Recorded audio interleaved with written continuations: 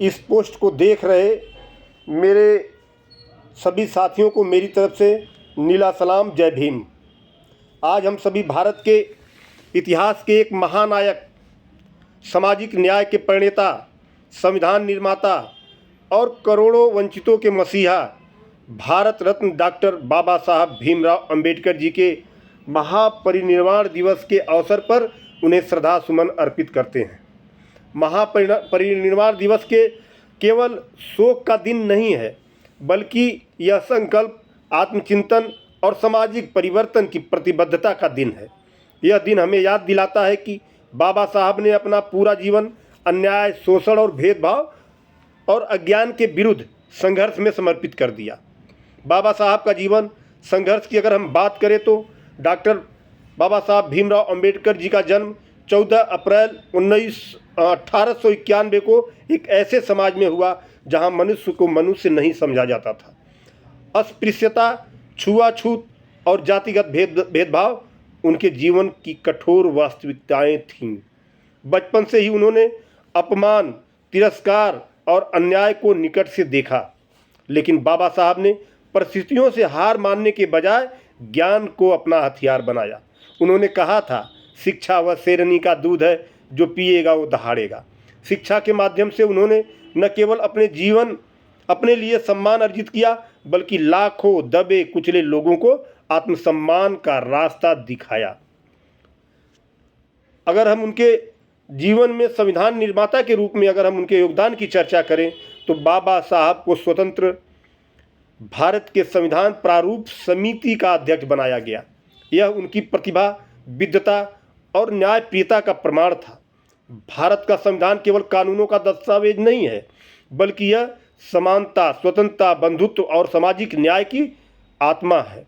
उन्होंने संविधान के माध्यम से यह सुनिश्चित किया कि हर नागरिक कानून की नज़र में समान हो, बराबर हो। किसी भी व्यक्ति के साथ धर्म, जाति, लिंग या वर्ग के आधार पर भेदभाव ना हो।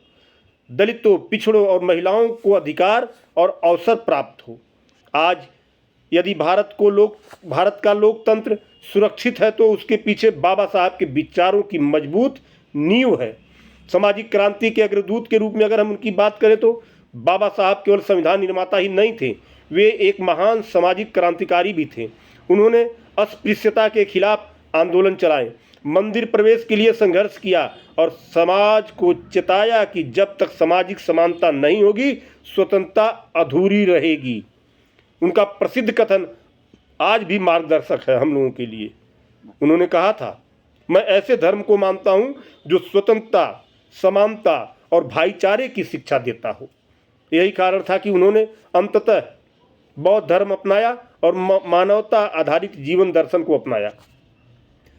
मेरे साथियों, जो भी आप पोस्ट लोग देख रहे हैं, सुन रहे हैं मुझे, आज बाबा साहब हमारे बीच शारीरिक रूप से नहीं है, लेकिन उनके विचार, उनका संघर्ष और उनका सपना आज भी जीवित है।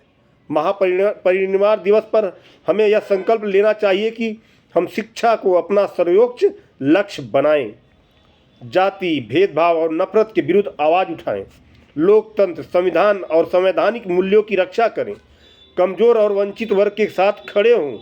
केवल जय भीम कहना पर्याप्त नहीं है, बल्कि बाबा साहब के विचारों को जीवन में उतारना ही सच्ची श्रद्धांजलि होगी उनके प्रति। अंत में मैं बाबा साहब के शब्दों को दोहराना चाहूँगा। उन्होंने कहा था, जीवन लंबा होने के बजाय महान होना चाहिए। आइए इस महापरिनिर्वाण दिवस पर हम सभी यह प्रण ले कि हम बाबा साहब के सपनों का भारत बनाएंगे, एक ऐसा भारत जहां हर व्यक्ति सम्मान के साथ जी सके। बाबा साहब अमर रहें। जय भीम, नीला सलाम, जय हिंद, सबको प्रणाम, जय समाजवाद, भारत माता की जय। जय हिंद।